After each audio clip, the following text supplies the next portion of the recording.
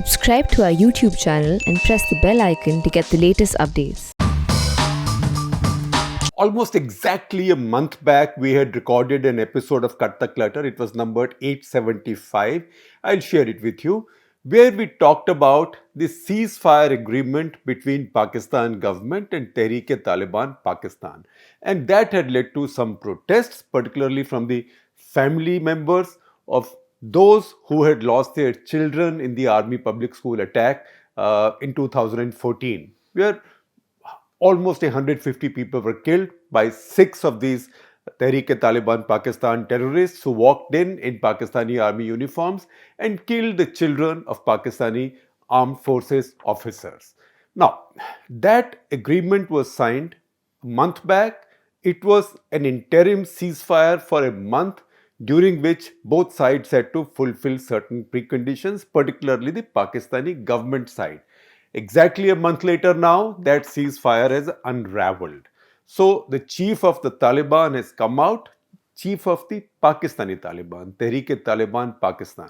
He's come out to say that the ceasefire is over. He also issued a statement. It was an audio statement, recorded statement. So in this audio, the TTP chief, that is Mufti Noor Wali Mahsood, he said that from midnight now, my people will resume attacks. And sure enough, attacks came. The first attack was on a polio vaccination party.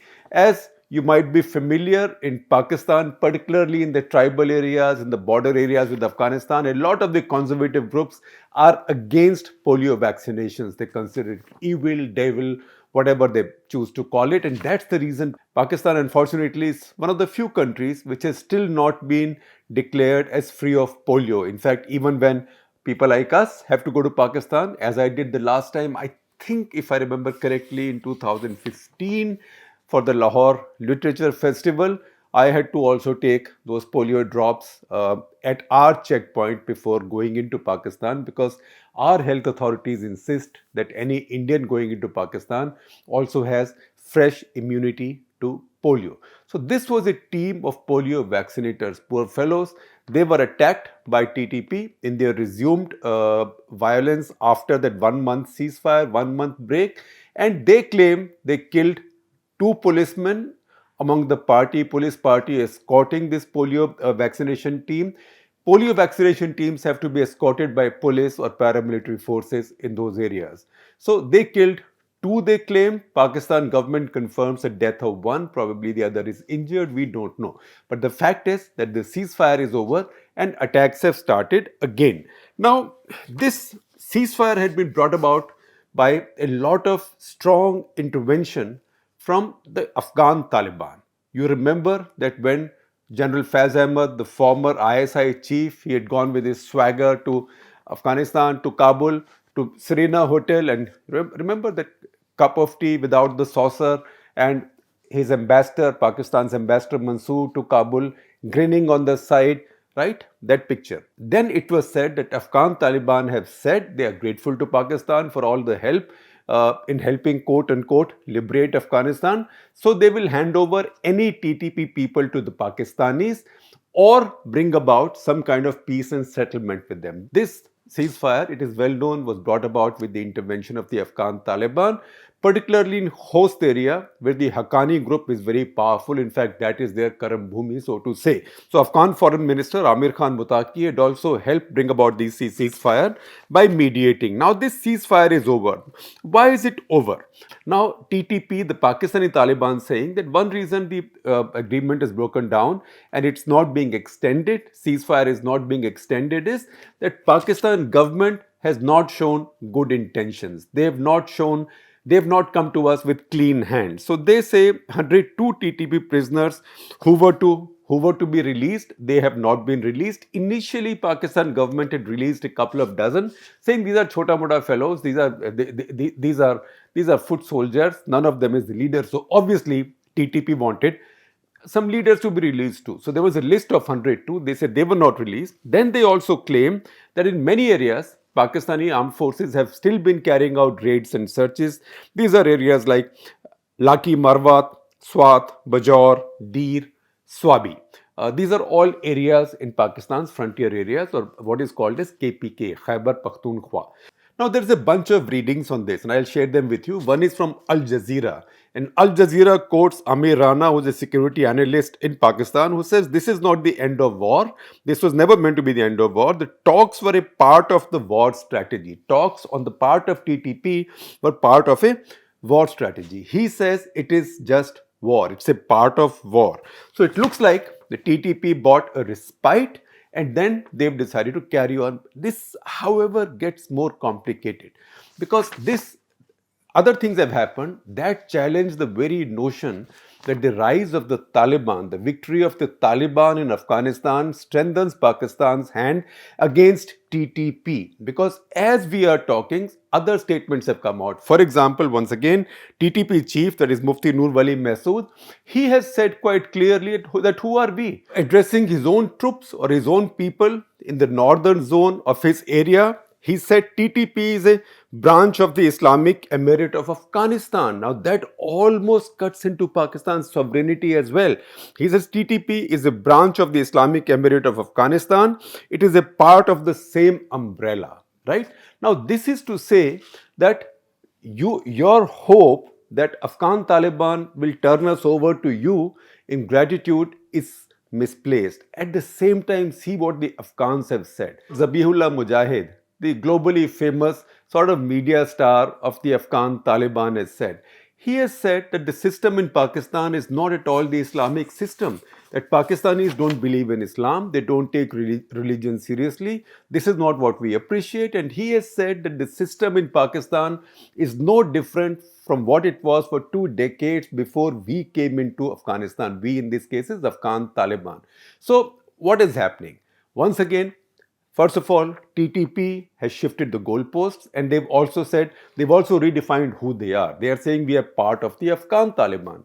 Afghan Taliban, on the other hand, I think they are indicating that they are tired of saying thank you to the Pakistanis. They are saying that, look, we came in here to bring in Sharia, to bring in real Islamic rule. You are next door to us. You are also an Islamic country. You don't have a proper Islamic rule. There are people in your country who are fighting for a proper Islamic rule with Sharia laws imposed. So we have no choice. What choice do we have other than to back them? And we also want your country to have the same system. So this statement has come from him. Another senior Taliban leader has said in a TV discussion in Afghanistan, he has said that ISI is an enemy. And there are also some sharp comments about ISI and Pakistan government trying to interfere in the cabinet formation in Afghanistan. So what's happening right now is what often happens, because when you help another big power, another big force get power in some other country, a neighboring country, as they might have happened with Government of India and Awami League after the Bangladesh war, when Bangladesh was created. This is the 50th anniversary, so this is much in discussion.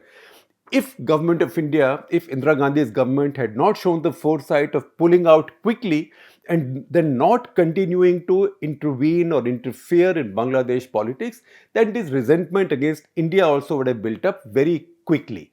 Some of that is beginning to happen in Afghanistan, because ultimately everybody has a feeling of sovereignty. And second, Afghan Taliban know that they have enormously serious problems. 95% of their population, as latest reports say, is today threatened with starvation. And that is not an area where Pakistan can help them. So they are also upping their price in these negotiation sweepstakes. So they want more from Pakistan. That is the reason that these statements are coming out from them.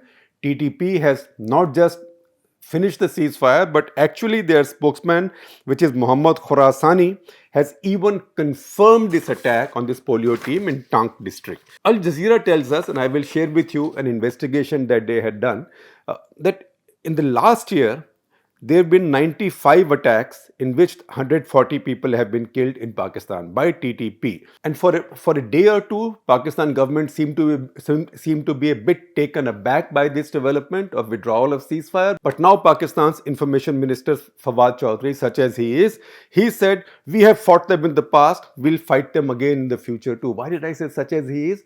Because he had made many similar boasts about Tehreek-e-Taliban Pakistan also. And then, as we know, Pakistan government surrendered fully to TLP withdrew the ban on them, stopped calling them a terrorist organization, released all their arrested people, including those who had killed Pakistan's own policemen. Now, this crisis on Pakistan's western borders has persisted for almost 15 years now. Pakistan has tried many times to bring about peace, and there have been many serious efforts at peace between Pakistani state and Tehreek-e-Taliban Pakistan under various leaders, because TTP also consists of many factions. At last count, at least 13 factions. So Pakistan government and ISI and the army have tried divide and rule. They've tried to make deals with one faction or two factions or three factions at a time. But there have been some serious efforts also which have all failed. So I have a listing from Dawn, and I will share that link also with you. So first was in 2007 when there was a peace deal between Mullah Fazlullah, the famous or infamous Mullah Radio, because he used to issue his sermons on a private illegal FM radio station, and that was a 9-point deal. 9-point deal, which was almost like let everything go on as it's going, which means he continues to deliver his sermons on the radio. That was very important to him, and also that some bit of Sharia will be brought into his area. More Islamic laws will be brought into his area, which was his demand, and government forces will not carry out any attacks on his people, and his people will not carry out any attacks on the government people. This was a kind of strained, peaceful coexistence, like a ceasefire. It did not last very long, and as we know, in the course of time, in 2018, Mullah Radio or Mullah Fazlullah was killed in a drone strike by the CIA. Now, obviously, when that happened, then TTP also knew that this has happened with Mili Bhagat of Pakistani state and ISI as well. Then in 2008, there was effort at another agreement between the NWFP administration. NWFP used to be Northwest Frontier Province, which later came to be known as Khyber Pakhtunkhwa. NWFP administration and the TTP leaders in Swat region of Pakistan, they tried to come to some solution as well. So in return, the government offered to release the father-in-law of Fazlullah, of Mullah Radio. Father-in-law had been in jail for 6 years. His name was Maulana Sufi Muhammad. So they said, we will release you, although he was the head of a banned organization called Tehreek-e Shariat-e Muhammadi, TNSM. The agreement with the group then in Swat, which entailed his release, had commitment from the government on improving Sharia rule in Swat region. Now, government did promulgate some Islamic law in that area, something called Sharia Nizam-e-Adl in Kohistan and Malakand division. But he wasn't happy, TTP wasn't happy, and this broke down. After this, the government launched an operation to clean up Swat. It was called Operation Rah-e-Ra'ast, loosely called Swat Operation, and that was quite effective. But once again, hostilities continued. 2011 was the third attempt, and this was in Bajaur area, and there Deputy Chief of TTP, that is Maulvi Fakir Muhammad, once again he demanded the release of 145 people, which was done, and he wanted imposition of Sharia. But that also didn't go too far, because to impose Sharia to the satisfaction of the Taliban for Pakistan is very tough. In 2030, when Nawaz Sharif was the Prime Minister, he sent Maulana Samiul Haq, the head of Jamiyat Ulema-e-Islam and chairman of Pakistani Defence Council, as his chief negotiator.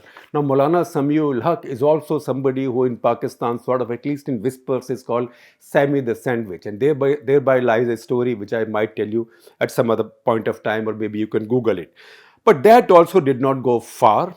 2014, yet again an attempt was made after deadly attacks all over Pakistan. And by this time, they were reaching out into other parts of Pakistan, Pakistani mainland as well, particularly with suicide attacks.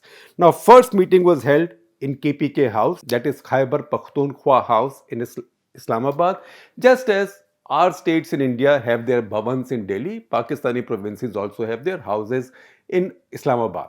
So there was meeting there, and after that, in an undisclosed location, was the first direct talks between TTP and Pakistani authorities. But again, US government's country report on terrorism tells us that in June 2014, these talks broke down, and once again fighting started. The same month, in June 2014, Pakistani Army and Air Force started that massive operation called Zarb-e-Azb.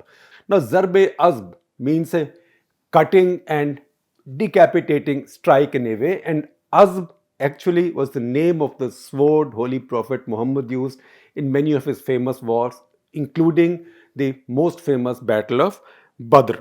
Now, that pushed TTP back a little bit, and Pakistanis would have thought that TTP was now coming under some control or they had been contained to some areas. And with the victory of the Afghan Taliban, they thought that they will push TTP from the east, whereas Afghan Taliban will push them from the west, and TTP will have no choice but to surrender arms and join the mainstream. That hasn't happened, mainly because the Afghan Taliban have changed their view. Pakistan government meanwhile has done many things to please this Islamist lot. So just before this ceasefire, Imran Khan announced the formation of something called Rahmatul Lil Alimin Authority. That means it's an authority to teach children and youth about the life, the history and teachings of Prophet Muhammad, to fight Islamophobia, etc., etc., etc. Now, while setting up this authority, Rahmatul Lil Alamin, Imran Khan said that the biggest revolution in the history of humankind took place between 625 and 636 AD. Those are the years when Prophet Muhammad was fighting battles and expanding. And he says that is when two of the greatest superpowers in the world were brought to their knees by the Holy Prophet.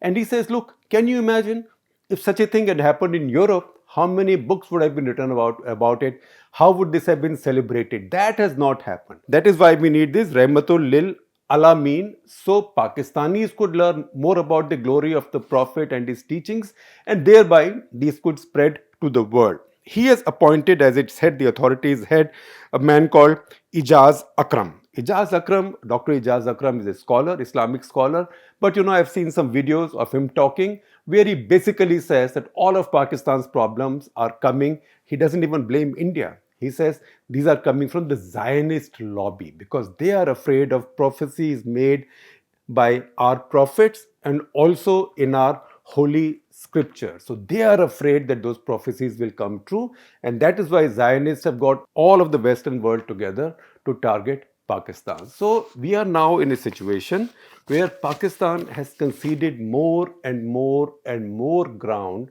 to Islamic fundamentalists of different types. So TLP within Pakistan, they are Sufi Barelvis, and also Tehreek-e-Taliban Pakistan, who are more like Wahhabis, more in the same mold as Afghan Taliban. Today, remember, importantly, they are saying they are part of the Afghan Taliban. Afghan Taliban are not denying it. Afghan Taliban leaders and spokesmen are attacking Pakistan.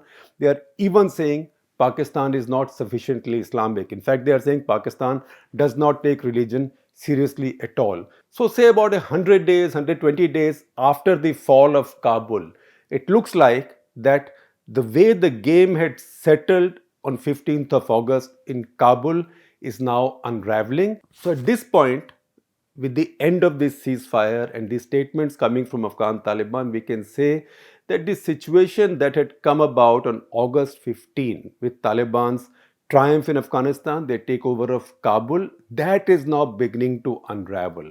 And realities of this Afghan-Pakistan equation are now striking back.